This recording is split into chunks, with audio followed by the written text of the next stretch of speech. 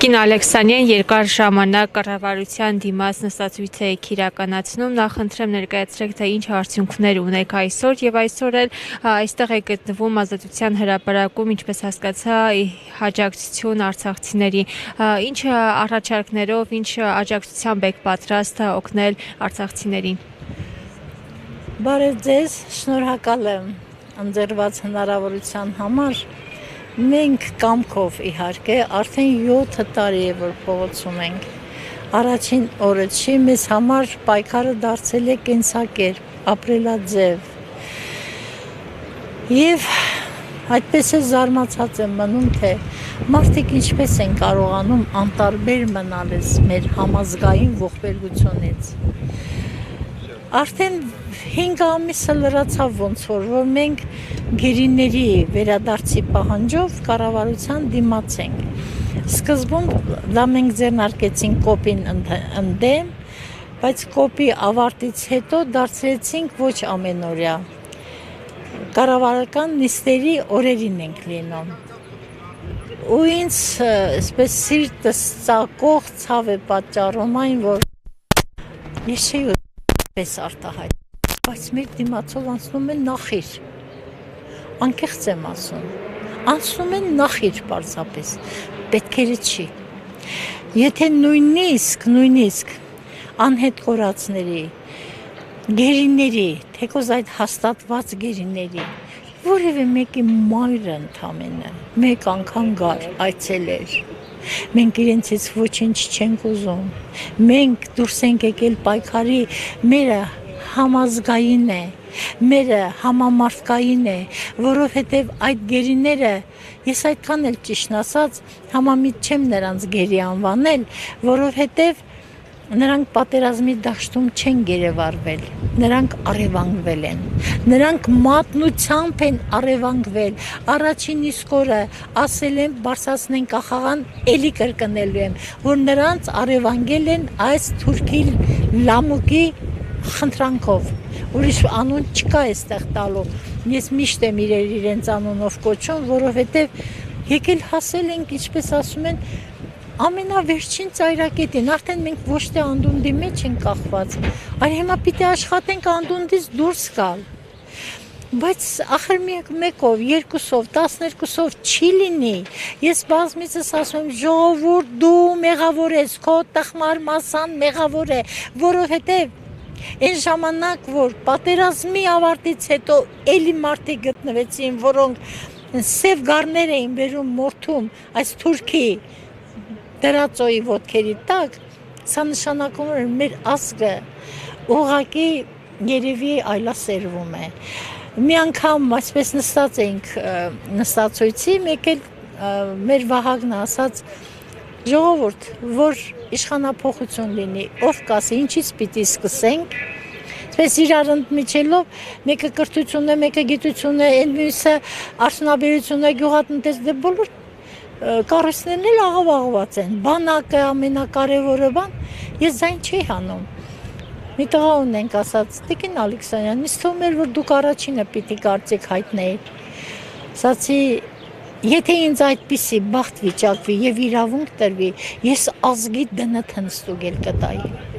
Որովհետեւ այսօր մեր կողքին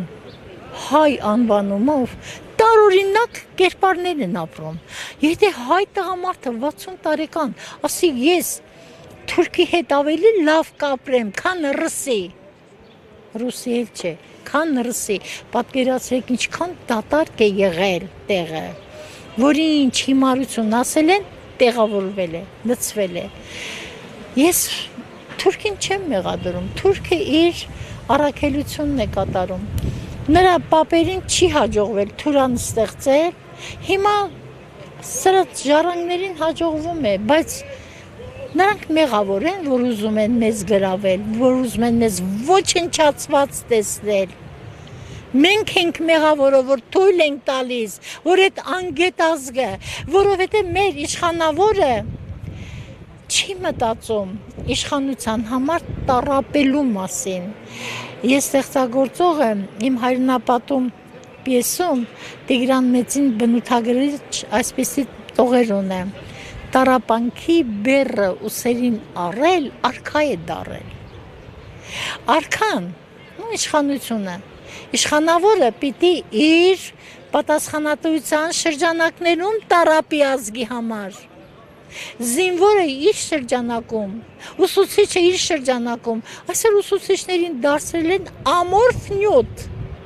Շատ-շատերը կարող է հիմա ասեն, որ դե ինքը չի աշխատում, կորցնելու բան չունի, այդպես խոսում է, չէ։ Ես խորհրդային իշխանության ժամանակվանից եմ ունեցել կորցնելու բան, բայց չեմ կորցրել, որովհետև արդար է եղել իմ պահանջը, ինձ հարգել են։ Տիկին Ալեքսանյան, այս օրերի նաև քննարկվում է, որ պետք է խաղաղության պայմանագիր կնքվի Հայաստանի եւ Ադրբեջանի միջև ու բոլոր կետերը համաձայնեցված են արդեն։ Դուք հավատում եք իրական խաղաղություն, որ կլինի Ադրբեջանի։ Անհնարին է մեր տարածաշրջանում, Անդրկովկասում, որը չգիտեմ ինչու, քաղաքագետները բոլորը մի տեսակոչում են հարավային Կովկաս։ Հարավային Կովկասը Վրաստանի հյուսային մասն է։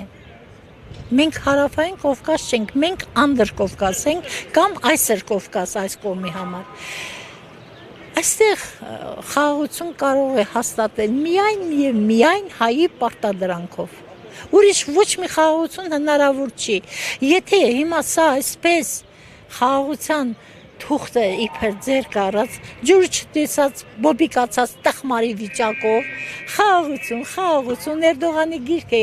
գրկում, չգիտեմ ինչ անում, խայտարակություն է ազգի համար։ Ալիևը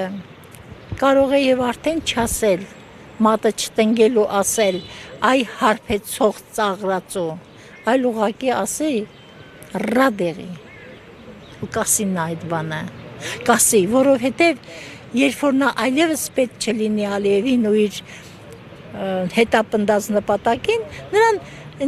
բզեզի նման կտրորեն կանցնեն, ու նրա կողմնակիցներին պետք է հասկանան, եւ ես առիթը ուղղակի օգտագործելով ուզում եմ մեկ անգամ էլ ողջունել Գյումրիի նախ Փարաքարի հաղթանակին եւ Գյումրիի ոչ թե հաղթանակին, այլ որ այնտեղ քփն չհաղթեց։ Այսա արդեն ձեռքբերում էր։ Իհարկե լիարժեք հաղթանակ դա չի կարելի համարել։ Գյումրի սկսել ես քեզնից, այս ողբերգությունը պիտի մաքրումը նույնպես սկսվի Գյումրիից։